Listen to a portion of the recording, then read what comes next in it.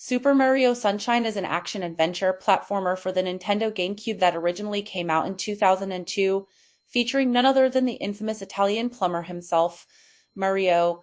Princess Peach Toadsworth, and some toads from her kingdom are visiting Isle Delfino for a much-needed vacation. What Luigi wasn't invited? He saved your ass in the last game, and that doesn't earn him a vacation. Unfortunately, when they arrive, the entire island is covered in graffiti. I personally blame the rap music that is caused by an imposter Mario. Mario is tasked with the responsibility of cleaning up the entire island, even though they just got there, and Mario has a plane full of witnesses to account for his whereabouts at the time of the incident. The Isle Delfino court system is bullshit. Mario is equipped with a robotic backpack called Flood that he uses to clean off the graffiti. You start off with two default nozzles, spray and hover. More unlock later in the game. I should note that you don't have to clean everything, you just have to find the source of the graffiti, and after beating the boss that pops up, the rest will clean itself. But if you're anything like me, then chances are you can't stand to leave. A single spot untouched. Did Dan Tanner design this game? In addition to cleaning up the island, you also need to collect all the shine sprites in order to bring light back to the island and prove Mario's innocence. The game's structure is a lot like Super Mario 64 in that way. Just replace stars with shine sprites. You can even exchange 10 blue coins for another shine sprite. Wait, they have them right there at the shop and they're hoarding them for personal gain? What an asshole. After you spray enough water on the source of graffiti, a mini-boss appears in the form of the classic Mario plant for you to fight. In order to beat them, you have to spray water in its mouth until it dies. Later down the line, they shake things up a bit and you have tougher bosses to face, like the flying plant in Bianco Hills, the squid in Rico Harbor, and the paper-thin monster from Serena Beach. If at any time the music sounds like something you'd hear in Ocarina of Time, that's because it is. Super Mario Sunshine composer was Koji Kondo, who's credited in doing the music for both the Mario and Zelda franchises. I thought I heard some familiar tones being used, especially during the boss fights. Later in the game you uncover a Yoshi's egg and get to ride the Yoshi that help you remove obstacles like the pineapple blocking the warp pipe on the roof. Nice throwback to Super Mario World. You can jump and hover in the air for a little while due to the movements of their feet, and it's a lot easier getting on rooftops. Yoshi can change its color depending on what kind of fruit it eats, and can also devour enemies. The juice meter at the bottom right of the screen lets you know how much juice he has. This is important when you have him spit it at enemies. When the juice runs dry, the Yoshi is gone. The hardest parts in the game are the vintage Mario stages. Expect a lot of jumping and running.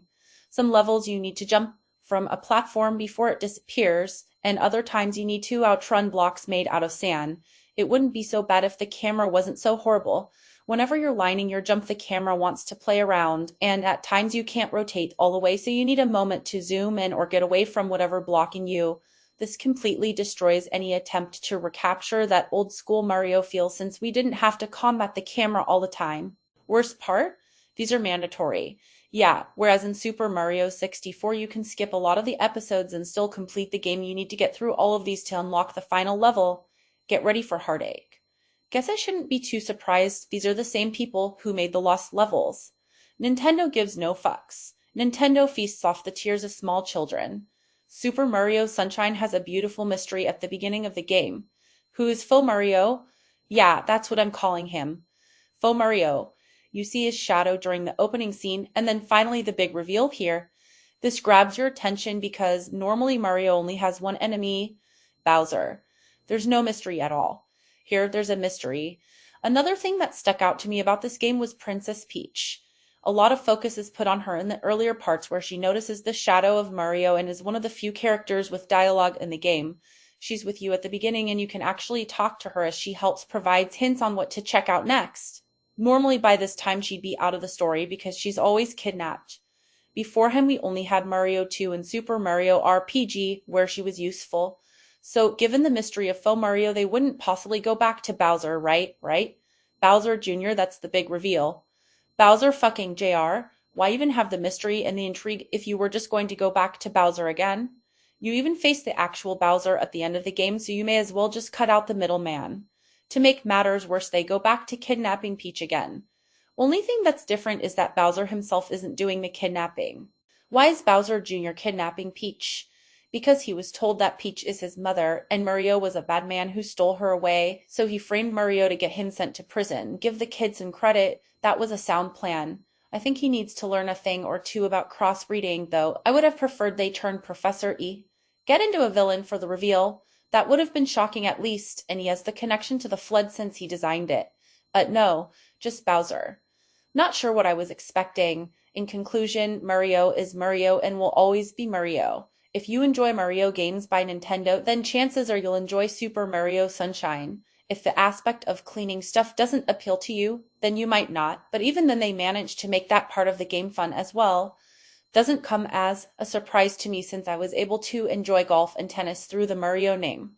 Might not be what we wanted going into the GameCube back in 2002, but it's still a great Mario game. Get it?